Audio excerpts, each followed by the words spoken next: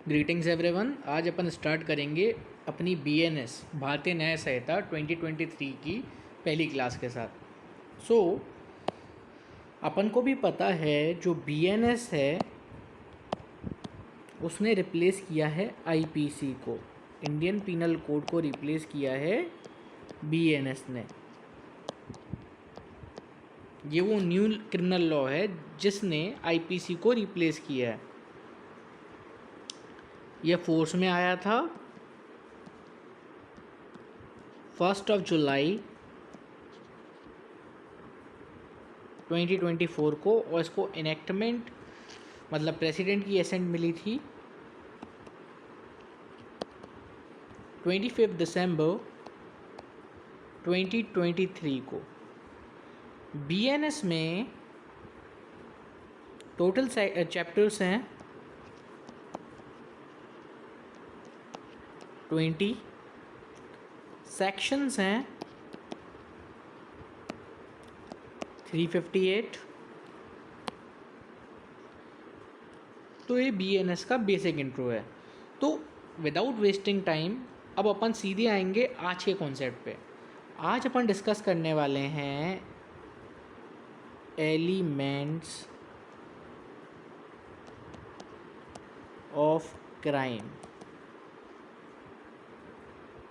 जिसमें से पहला एलिमेंट होगा एक्टस रियस। एक्टस रियस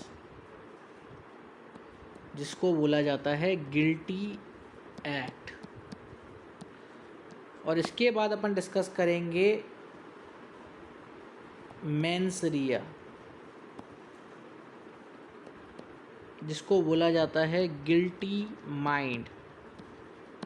कोई भी एक्ट करने के लिए आपका गिल्टी माइंड होना सबसे ज़्यादा ज़रूरी है। अगर वो एक्ट जो आपने किया है वो किसी गिल्टी माइंड से नहीं किया है तो शायद आप क्रिमिनल लायबिलिटी से एस्केप कर जाओ। बट स्ट्रिक्ट लायबिलिटी के ऑफेंसेस के केस में आपका मेंस रिया नहीं देखा जाता। तो पहले अपन आते हैं एक्टस रियस पे। हमेशा सबसे पहले मेंस रिया से भी पहले एक्टस रियस को प्रूव किया जाता है। क्यों, समझते हैं अपन। ए ने बी का मर्डर किया तो इसमें एक्टस रियस क्या है?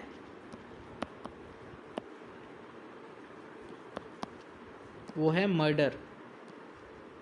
कैसे मर्डर है? मान लो जो इसने गिल्टी एक्ट किया उसका कॉन्सिक्वेंसेस क्या था? मर्डर उसका कॉन्सिक्वेंसेस था।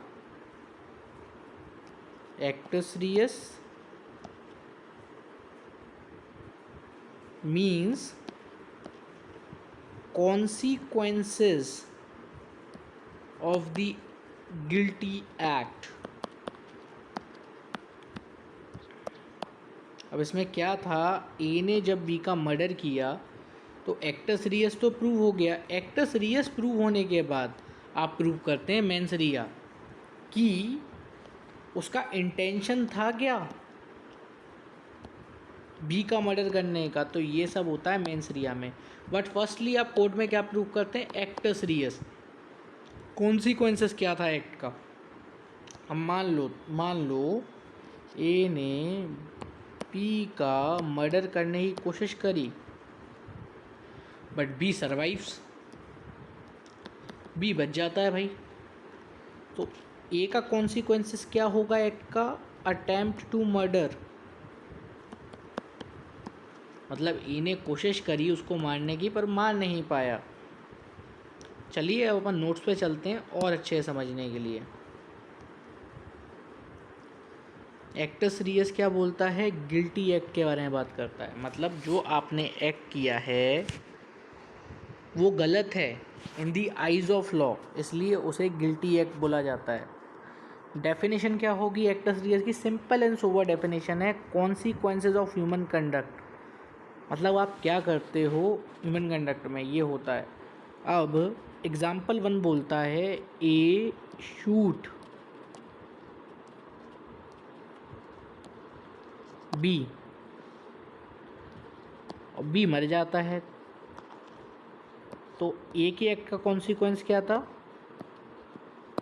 मर्डर। तो ये क्या हो गया, एक्टस रियस। दूसरे एग्जाम्पल में ए शूट्स बी, फिर से ए शूट करता है बी को, ठीक है। बी सर्वाइव्स, मतलब बी बच जाता है। तो ए का कॉन्सिक्वेंस क्या होगा, एक्ट का, attempt to murder.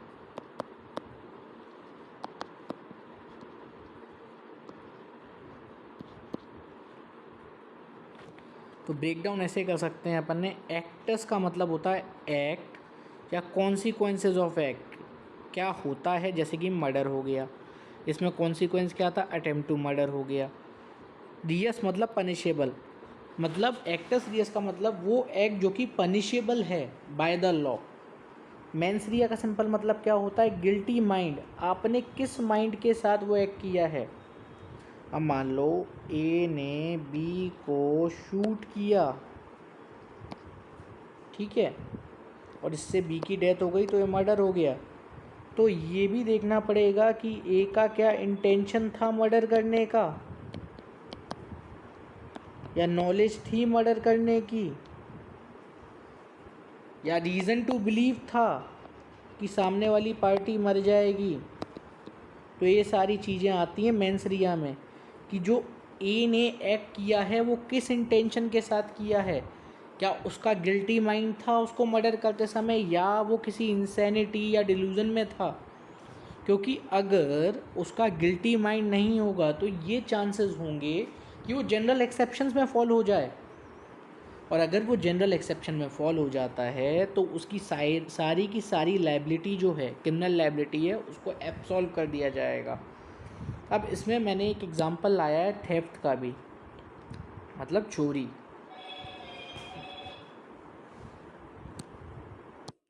Sorry call आ गया था, अपन कहाँ पे थे।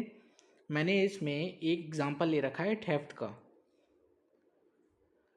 अब होता क्या है, आपको भी पता है, जो थेफ्ट का ऑफेंस होता है, अगर आप उसमें से किसी की चीज़ को पोजेशन से भी आउट कर देते हैं तो वो ऑफेंस बन जाएगा। अब ये सेक्शन 303 ऑफ BNS में दे रखा है, पहले ये section 378 of Indian penal code में दे रखा था। सिनेरियो क्या है, B has a watch kept near bye,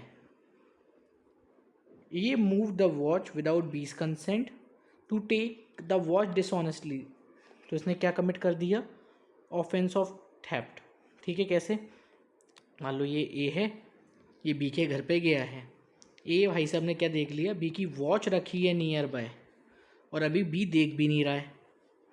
तो इसने क्या किया, इसको out of the position move कर दिया, मतलब अपने पास रख दिया, अपने पास रख लिया, मतलब उसके पोजीशन से विदाउट उसकी कंसेंट के, ठीक है। अब इसमें मेंसरिया क्या था, डिसऑनेस्टली, ये था मेंसरिया। एक्टस रियस क्या था, थेफ्ट, कि कॉन्सिक्वेंसेज ऑफ एक्ट क्या था, कि आपने थेफ्ट कमिट कर दिया है। तो ये था इसका एग्जाम्पल। अब मर्डर ट्रायल का एग्जाम्पल है एक इसमें, A is charge with the offence of murder.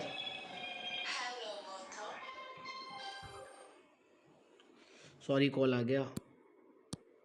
अब अपन थे एक मर्डर के एग्जाम्पल पे, मर्डर का ट्रायल चल रहा है, A is charge with the offence of murder, A पे चार्ज है मर्डर का। अब इसमें एक्टस रियस क्या है, डेथ ऑफ अ पर्सन, कि सामने वाले पर्सन की जो है वो डेथ कॉज हो गई है।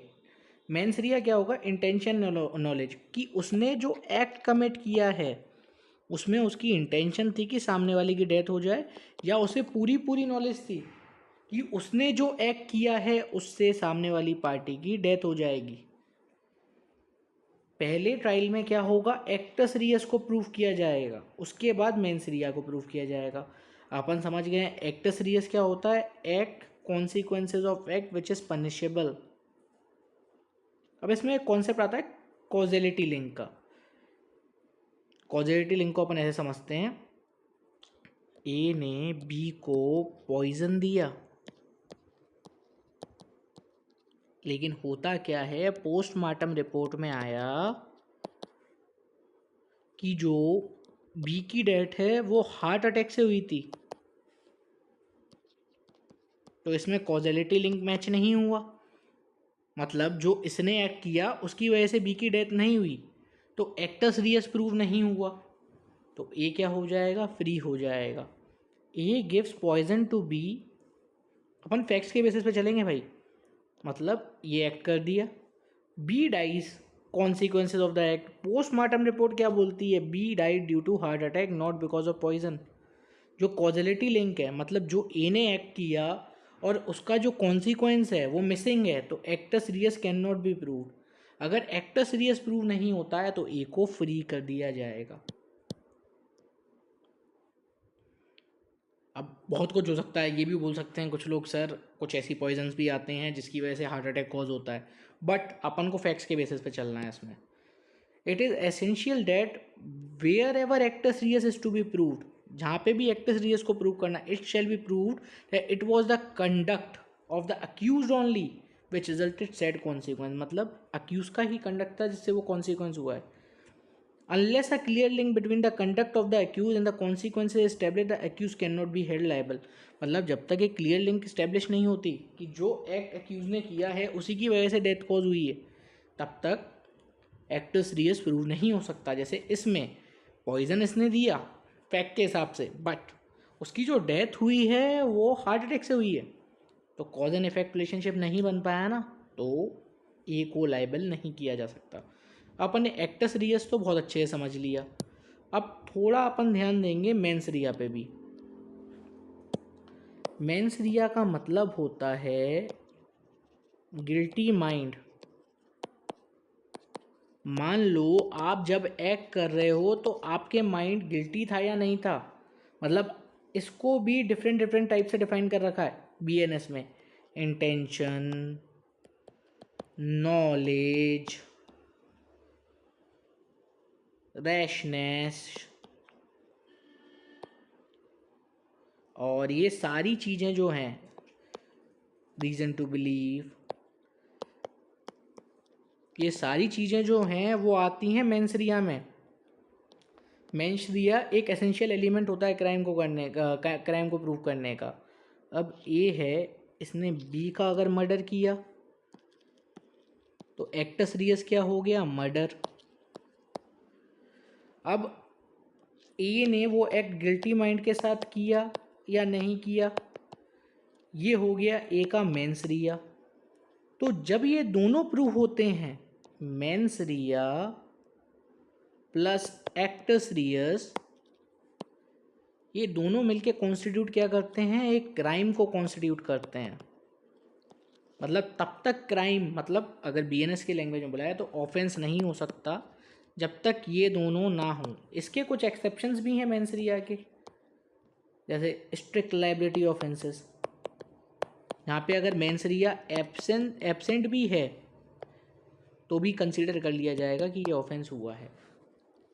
सो ये दो चीज़ें थी जो कि बहुत इंपॉर्टेंट थी समझने के लिए, किसी भी क्राइम को देखने के लिए। अब ये और समझना है अपन को, बीएनएस जो है वो एक सब्सटेंटिव लॉ है। सब्सटेंटिव लॉ का मतलब क्या, वो लॉ जो ऑफेंस को डिफाइन करता है और उसकी पनिशमेंट को प्रिस्क्राइब करता है। मतलब अगर किसी को भी देखना है कि किसी ने कोई ऑफेंस कमिट किया है तो जाके चेक करेगा बीएनएस में, और उसकी पनिशमेंट भी किस में दी है, बीएनएस में। अब इसको जो कॉम्प्लीमेंट करता है एक्ट, उसे बोला जाता है बीएनएसएस, जो कि एक प्रोसीजरल लॉ है। मतलब आप कोर्ट में कोई क्रिमिनल केस कैसे फाइल करेंगे वो ये एक्ट बताता है आपको। मतलब बीएनएस जो है वो एक सब्सटेंटिव लॉ है, बीएनएसएस एक प्रोसीजरल लॉ है। तो ये बेसिक था आज का, कि आज अपन ने समझा कि बीएनएस फोर्स में आया था 1 जुलाई 2024 को। ये एक न्यू लॉ है जिसने रिपील किया है किसको, इंडियन पीनल कोड, जो कि एक ब्रिटिश एरा लॉ था। एंड इसमें टोटल सेक्शन है 358, चैप्टर है 20, और इसमें अपन ने दो मेन चीज़ समझी जो क्राइम को ऑफेंस को कॉन्स्टिट्यूट करने के लिए नेसेसरी होती हैं, जो कि है मेंस रिया और एक्टस रियस। एंड अपन ने ये भी समझा कि BNS जो है वो एक सब्सटेंटिव लॉ है और इसको जो कॉम्प्लीमेंट करता है वो करता है BNSS, भारतीय नागरिक सुरक्षा संहिता, जो कि एक प्रोसीजर लॉ है। मतलब आपको किसी को क्या पनिशमेंट देनी है या क्या ऑफेंस सामने वाली पार्टी ने कमिट किया है वो बताएगा BNS, और कैसे इसको आप कोर्ट में जाके इन्फोर्स कराएंगे वो आपको बताएगा BNSS।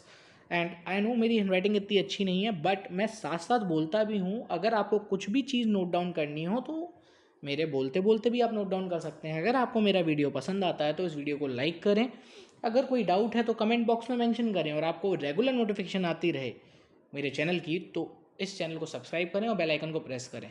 So that's all for today. Thank you so much for your time.